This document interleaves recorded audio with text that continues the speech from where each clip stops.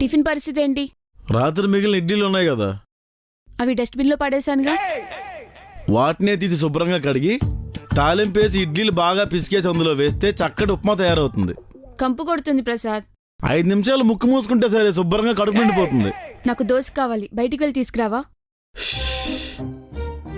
బయట దోశలు తినకూడదు స్వాతి. ఎందుకు? వాడు పిండిని రుబ్బులో కలుపుతున్నప్పుడే మోచేతి వరకు ముంచి ఓ తిప్పుతాడు. ఇక్కడ దాకా ఉన్న చెమటంతా అందులోనే పడుతుంది. కలిపిన వాడు తిన్నగా ఉంటాడా అంటే అందులోనే దగ్గుతాడు. పబ్లిక్ టాయిలెట్ క్లీన్ చేసిన చీపురుతోనే తన మీద దువ్వుతాడు. గిన్నెలో రుబ్బు తీసుకుని అమరశిల్పి జక్కనలాగా వృత్తాకారాలు గీస్తుంటాడు. ఇంకా అక్కడ మొదలవుద్ది.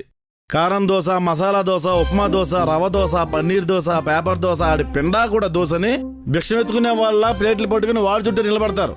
వాడు దక్షిణామూర్తి. మరి శుచి శుభ్రం లేని దోశలు తింటే రోగాలు రుష్టులు వస్తాయి స్వాతి. పొరపాటున బయటికి వెళ్ళి దోశ తీసుకురమ్మన్నాను చూడు, నాది తప్పు.